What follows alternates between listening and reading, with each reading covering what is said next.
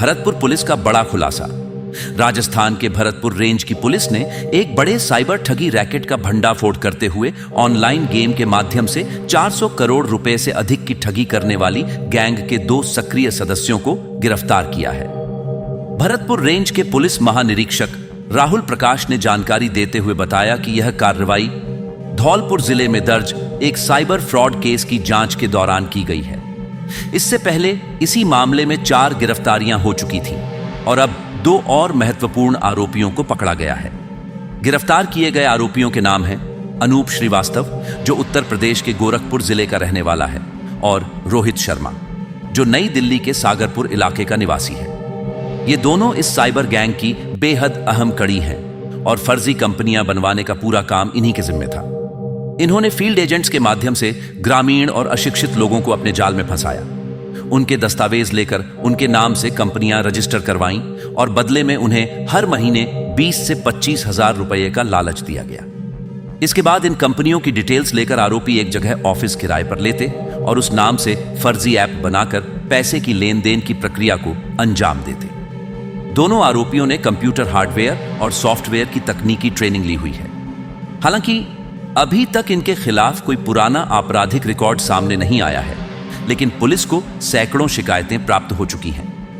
पहले यह ठगी का मामला 400 करोड़ का समझा जा रहा था, लेकिन अब जांच में सामने आ रहा है कि यह आंकड़ा 1000 करोड़ या 2000 करोड़ से भी पार जा सकता है।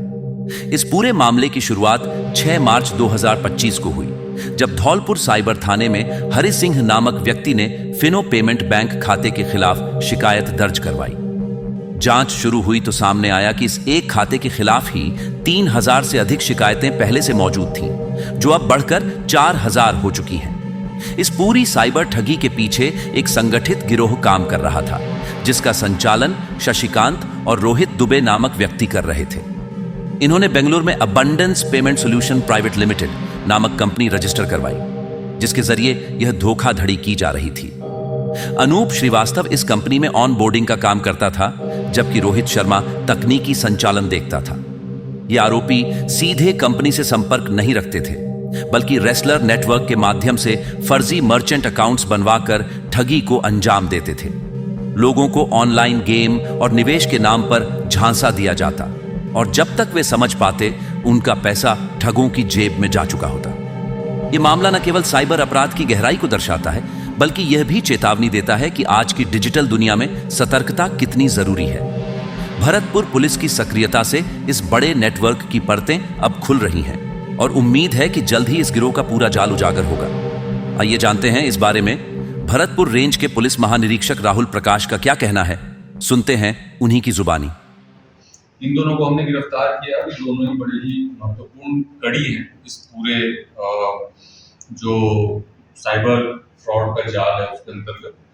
और मूल रूप से ये लोग ऑनबोर्डिंग एक टर्म यूज करते हैं। ऑनबोर्डिंग करने का मतलब ये हुआ कि कुछ फील्ड एजेंट्स के माध्यम से फर्जी कंपनियों को खुलवाने का काम करते हैं।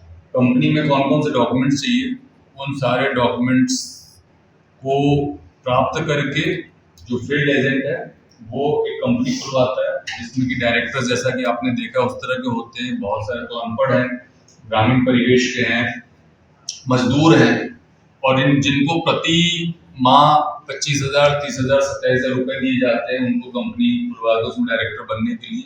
और उन कंपनियों को खुलवा करके इन दोनों को वो पूरा डेटा भेजा जाता था, और उस डेटा के आधार पे फिर जो हमारे पेमेंट गेटवेज होते हैं, है ना, फोन पे है और बहुत तरह के पेमेंट गेटवेज है, फिनो बैंक का है, एयरटेल का है, उनको वेरिफिकेशन कराने का काम ये दोनों करते थे कि भाई ये कंपनी खुली हुई है तो एजेंट जा करके वेरीफाई कर ले। उसके लिए पूरी तैयारी करते थे, पूरा एक गेटअप देते थे ऑफिस का, वहाँ बोर्ड लगवाएंगे, कुर्सी मेज लगवाएंगे, कंप्यूटर्स लगवाएंगे, वेरिफिकेशन है। उसके बाद तो कंपनी के अस्तित्व में रहती नहीं थी, उसको ये लोग हैंडल करते। इनका पहले का कोई आपराधिक रिकॉर्ड अभी सामने नहीं आया है, लेकिन जो प्रकरण तफ्तीश हम लोग कर रहे हैं उसमें सैकड़ों और हजारों कंप्लेंट 19-30 पे ऑलरेडी दर्ज है।